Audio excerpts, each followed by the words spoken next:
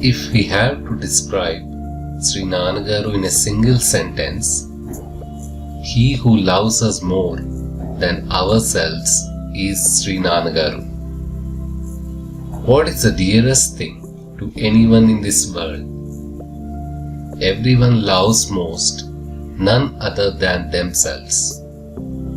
But it is Sri Nanagaru only who can love us more than ourselves. Love implies blessing us with whatever is beneficial and distancing us from whatever is detrimental. Speech, sight, presence, rebuke, greet, silence, contemplate, touch, indifference, whatever mode it may be, there is only one intention behind it, and it is our well-being. No. Instead of terming it as well-being, it is justifiable to call it our reformation. To what extent Sri Nanagaru goes for the sake of our reformation is beyond our thought.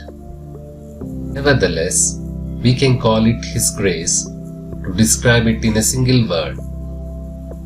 Isn't His single loving smile sufficient to melt our stone-like hearts? Making each of us experience that sorrowless state here and now without subjecting us to any hardship in the name of spiritual efforts. Wasn't this His strongest urge? But of course, it is against the universal law to expect our liberation without any spiritual efforts. Yet, He never gave up His efforts in that direction. Why? It is because He loved us more than He loved His true self. There is a saying, who can dare to prevent the course of destiny? But the effort made by Sri Nanagaru to make us assimilate His preachings and put them into practice is no less than daring to prevent the course of destiny. We may presume that behaving like an ordinary person, resembling grass hay while possessing ocean-like knowledge within the heart, is possible only for Lord Rama. However, Sri Nanagaru proved it to be our misconception. A Vaishnavite devotee said with the universal Divine Mother, O Mother, you may again descend in any form of incarnation, but cannot experience the hardships to which Mother Sita was subject. Similarly, let us also say, O Nanagaru, whatever form you may reincarnate again, you cannot bless us the way you blessed us as Nanagaru. There is a saying, you cannot compare the Rama Ravana battle with any other battle than the Rama Ravana battle. So, likewise, we cannot compare Sri Nanagaru's grace with anything other than Sri Nanagaru's grace. There is a saying, Vrindavan belongs to all and Govinda belongs to everyone. But don't you think that belonging to everyone is very challenging? Because to achieve it, you cannot afford to hurt anyone. Even if you hurt anyone, you should be able to console them. However, the skill of not hurting others or the ability to console them if they get hurt, isn't it all a child's play for Sri Nanagaru? Balarama asked Lord Krishna, why don't you allow me to kill that Jarasandha? Then Lord Krishna replied, where all on this earth shall we search for the evil forces? If we leave this Jarasandha, he would go and compile all the evil forces from every corner of this earth and return for a battle with us. Then our purpose of eradicating the evil forces and establishing righteousness becomes easy to achieve. This action of Lord Krishna represents divine intelligence. Even the scriptures can point out the flaws in us. However, Sri Nanagaru's ability to point out our deficiencies without hurting us and his ability to bring about our transformation. Is this possible for any of the sciences or the scientists? No, this is not possible through ordinary intelligence.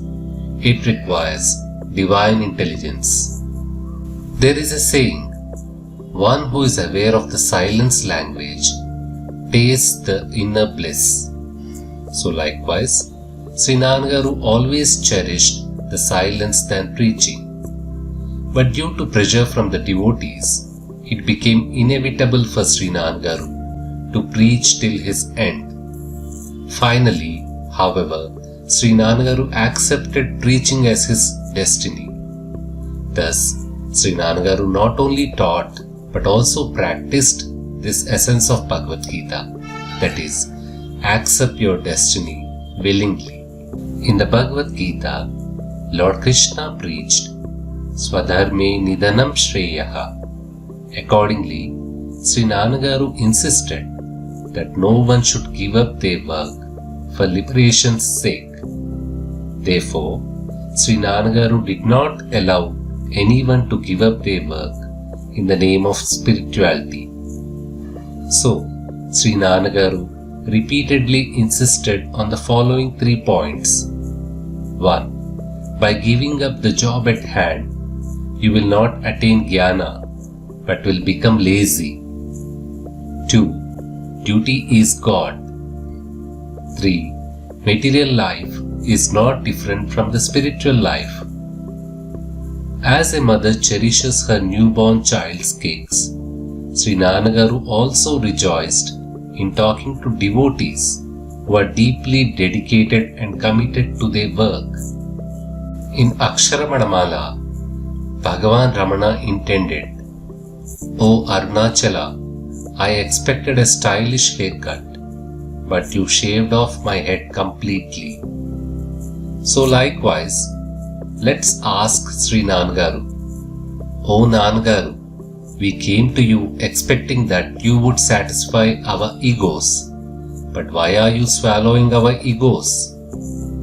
When Sri Ramakrishna observed that nothing could clear Narendranath's doubts, Sri Ramakrishna said, "O Naren, if my love is true, you are bound to get liberated." That's why even sage Valmiki said, "O Sita, stop doubting the truthfulness of Raghurama's love." So, isn't it a fact that doubting whether we will get liberated or not is equivalent to asking for proof of truth in Sri Nanagaru's love towards us? Therefore, irrespective of whether we belong to the category of Brutus described by Shakespeare or to the class of faithless devotees described by Christ, we are bound to get liberated as we have been subject to the infinite grace of Sri Nanagaru.